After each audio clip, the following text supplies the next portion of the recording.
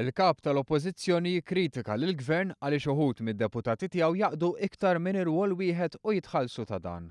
Iżda mingħand ta' tweġibiet parlamentari li ngħataw fl-aħħar jiem jirriżulta li huma diversi d-deputati fil-grupp parlamentari ta' Simon Busuttil li permezz tal-impjieg tagħhom u kariga pubblika jieħdu iktar minn salarju wieħed. Li kellna nużaw il-lingwaġġ ta' Simon Busuttil nistgħu ngħidu li jieklu b'diversi iħluq. Ewlieni fosthom il-wib tal-Partit Nazzjonalista David Għaġus. Għaġus huwa manager ta' fondi Ewropej fil-korporazzjoni Freeport. Jaqla salarju ta' ftit iktar minn 30,400 euro flimkien ma' allowance ta' 4,800 euro, performance bonus ta' ftit iktar minn 3,000 euro, l-onorarja bħala membru parlamentari, jiġifieri 21,145 euro, u ħlas bħala wib ta' kważi 10,600 euro. Dan għal total ta' 69,983 euro. Clyde Pooley ilu impjegat mal-Fondazzjoni għas-Servizzi Mediċi mill-1999 u jaħdem bħala manager tal-komunikazzjoni. Xogħol li għalih jieħu salarju ta' ftit iktar minn 30,000 euro.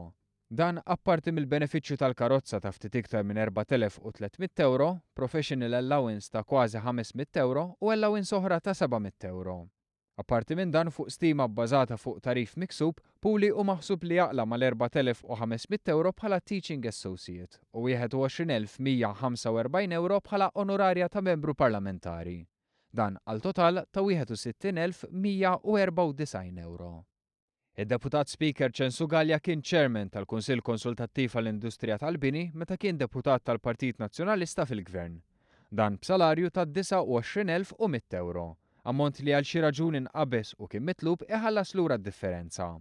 Differenza li skont mistoqsija parlamentari f'Ottubru li għadda kien għadu ma rritornax.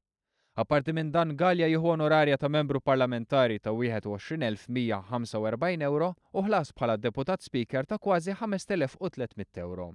Dan b'total ta' 55,532 euro. Dawn huma biss tlieta minn diversi deputati nazzjonalisti li dettalji dwar id-diversi introjti tagħhom inkomplu ntuhom fil-jiem li ġejjin. Dettalji li juru kif l-argumenti tal-kap tal-Oppożizzjoni fl-aħħar xhur kienu minn tal-inqas opportunisti.